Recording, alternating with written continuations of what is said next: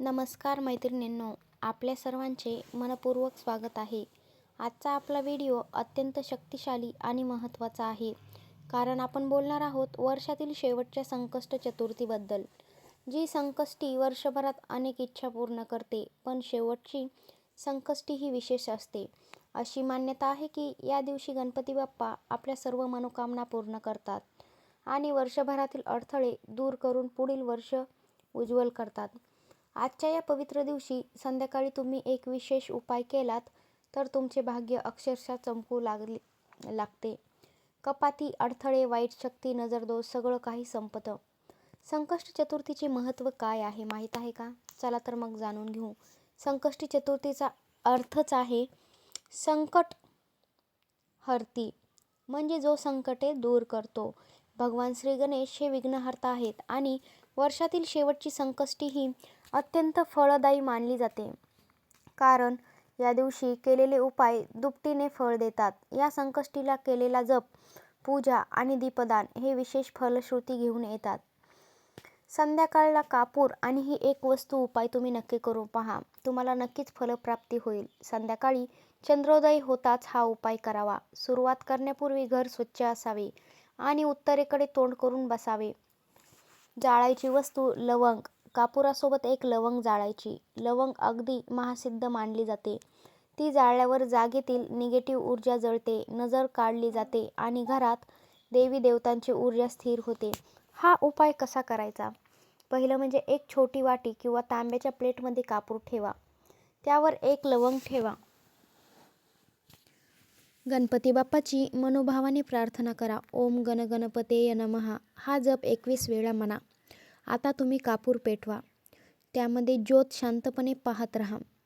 ज्योत विझल्यावर हात त्या धुराकडे नेऊन शरीरावरून 3 वेळा फिरवा, नजर दूर करण्यासाठी.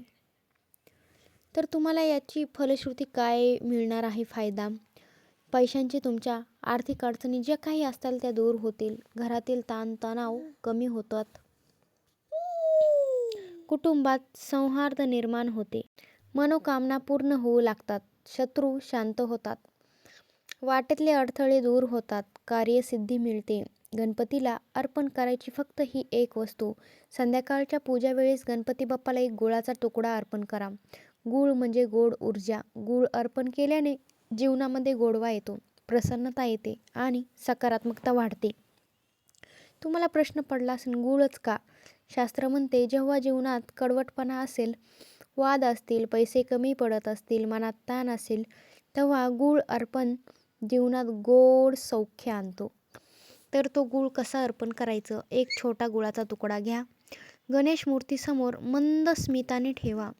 मनोभावाने प्रार्थना करा, बाप्पा माझ्या आयुष्यात गोडवा आणा, मला संकटांपासून वाचवा. नंतर तो गूळ कुटुंबातील सर्वांना प्रसाद म्हणून थोडा थोडा खायला द्या. वर्षातील शेवटच्या संकष्टीसाठी विशेष मंत्र ऐका. या दिवशी म्हणलेले मंत्र अतिशय शक्तिशाली असतात. मुख्य मंत्र ओम श्री गणगणपतेय नमः हा मंत्र 21 वेळा, 11 वेळा किंवा 108 वेळा नक्की म्हणा. मन अत्यंत शांत होते, अडथळे दूर होतात, भाग्य उजळते. फळकथा ऐकण्याचा लाभ. संकष्टीच्या दिवशी गणेश फळकथा ऐकणे विशेष शुभ मानले जाते. ही कथा ऐकली की संकष्टी पूर्ण होते आणि मनोकामना सिद्ध होतात. संकष्टीच्या दिवशी काय करावे आणि काय करू नये? गणपतीला दुर्वा अर्पण करा. पहिलं म्हणजे दिवा 7 वेळा फिरवा. 7 दाणे तांदूळाची मूर्तीजवळ ठेवा. गणपती बाप्पा मोरया असं म्हणत म्हणा. आणि काय करू नये? घरात वादविवाद करू नये. कडू तिखट अन्न खाऊ नये. पैसा उधार देऊ नका. नकारात्मक घरामध्ये बोलू नका. एक तुम्हाला कथा सांगते. एक स्त्री होती, तिचं नाव होतं सुमन. तिच्या आयुष्यात सतत अडथळे येत होती. पैसा येत नव्हता, मुलांच्या बाबतीत चिंता, घरामध्ये सतत भांडण व्हायचे. एके वर्षी तिच्या आईने तिला सांगितलं, संकष्टीच्या दिवशी कापूर आणि लवंग उपाय कर, बघ काय होतं. सुमनने मनोभावाने उपाय केला. ती म्हणते, त्या दिवशी कापूर जळून संपला आणि मला शांततेचा अनुभव आला. दुसऱ्या दिवशीपासून त्यांच्या घरातील अडथळे हळूहळू दूर व्हायला लागले. महिनाभरात तिला नवीन नोकरी मिळाली, घरात आनंद वाढला. ही कथा सांगते की गणपतीची कृपा जेव्हा मिळते तेव्हा भाग्य उजळण्यासाठीच जास्त वेळ लागत नाही. आजचा उपाय खूपच सोपा आहे पण अतिशय फळदायी आहे. वर्षातील शेवटची संकष्टी चुकवू नका बरं का.